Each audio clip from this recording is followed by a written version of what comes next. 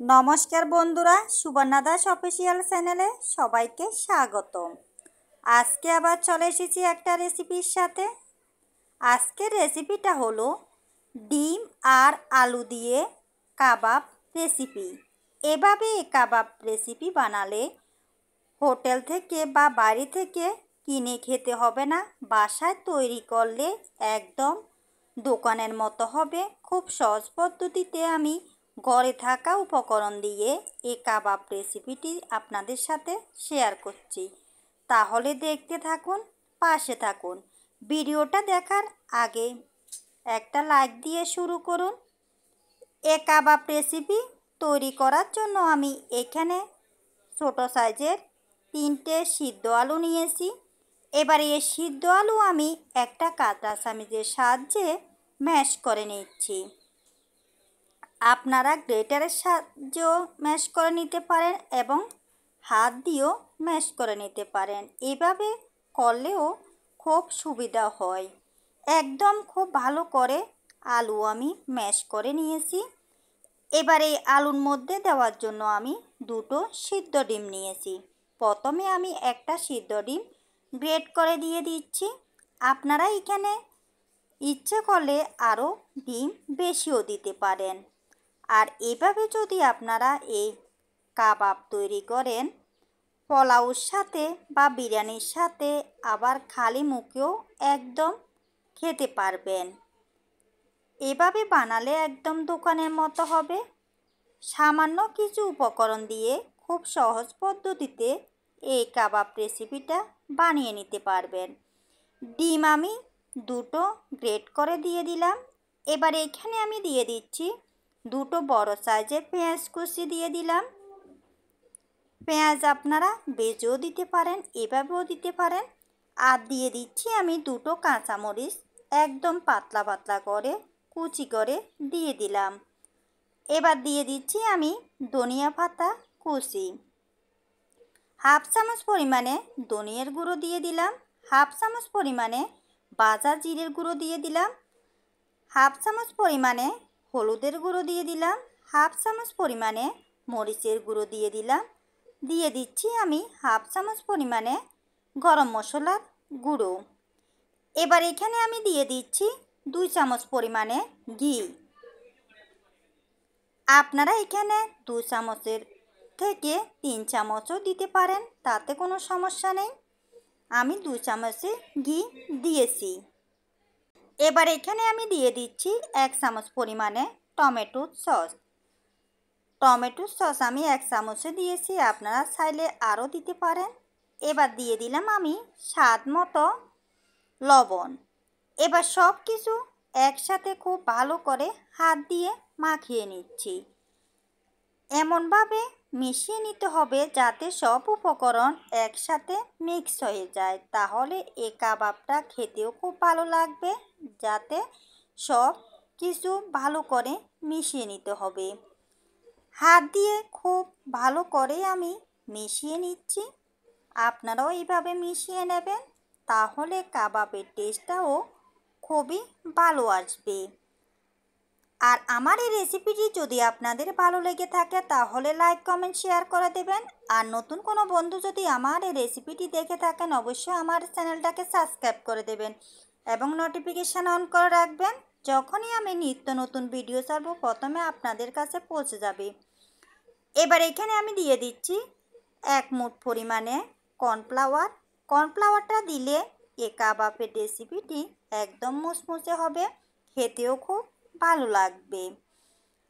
Cornflour দেওয়ার পর আমি আবারও খুব ভালো করে হাত দিয়ে মাখিয়ে নিচ্ছি। কর্নফ্লাওয়ার দেওয়ার পরও আমি একদম ভালো করে হাত দিয়ে মাখিয়ে নিয়েছি। দেখুন বন্ধুরা, একদম সুন্দরভাবে মাখিয়ে নিয়েছি। এবার হাতটা ধুয়ে আমি হাতের মধ্যে ঘি লাগিয়ে নিলাম। এবার আমি শেপ মতো এই কাবাবগুলো বানিয়ে নেব। আপনারা আপনাদের সাইজ মতো বানিয়ে নিতে পারেন। আমি আমার সাইজ মতো বানিয়ে নিচ্ছি। প্রথমে হাতের মধ্যে নিয়ে একদম ভালো করে চেপে চেপে এভাবে খুব সুন্দরভাবে সাইজ করে আমি কাবাবগুলো বানিয়ে নিচ্ছি। আপনারাও এইভাবে বানিয়ে নেবেন, তাহলে খুবই সুন্দর হবে। একটা কাবাব আমি বানিয়ে নিয়েছি, এবার আরেকটা বানিয়ে আপনাদেরকে দেখাচ্ছি। এভাবে এই কাবাব বানালে বাচ্চা থেকে বড় সবাই একদম খাবে, বাচ্চারাও খুবই তৃপ্তি করে খেতে পারবে। একদম ঘরে থাকা উপকরণ দিয়ে এই কাবাব রেসিপিটা তৈরি করছি, একদম হেলদি, স্বাস্থ্যকর। দেখুন বন্ধুরা, আমি আরেকটি বানিয়ে আপনাদেরকে দেখিয়েছি। একই রকমভাবে আমি সব কাবাবগুলো আমি বানিয়ে নিয়েছি।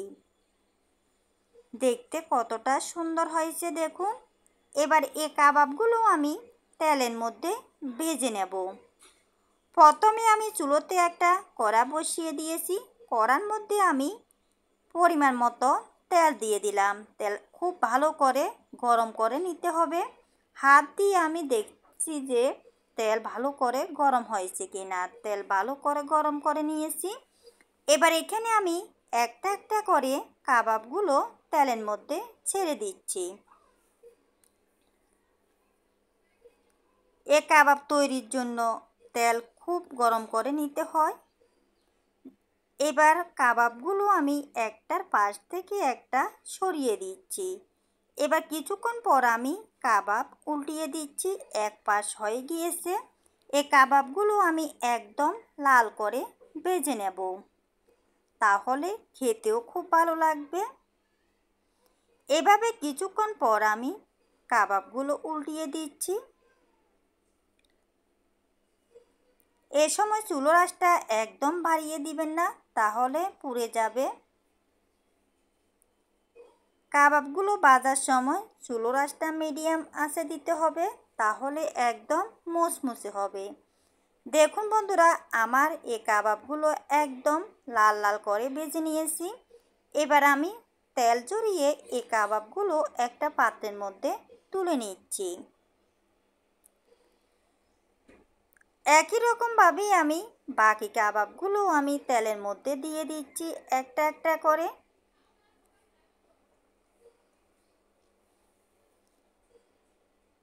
এভাবে খুব সহজ পদ্ধতিতে যদি আপনারা কোনোদিন এই কাবাব না বানিয়ে থাকেন, অবশ্যই সবাই এই রেসিপিটা দেখে বানাতে পারবেন। খুব সময়ও কম লাগবে এবং খেতেও খুব ভালো লাগবে। এভাবে আমি কিছুক্ষণ পর পর উল্টিয়ে কাবাবগুলো একদম লাল লাল করে ভেজে নেব। দেখুন বন্ধুরা, এই কাবাবগুলো একদম লাল লাল করে ভেজে নিয়েছি।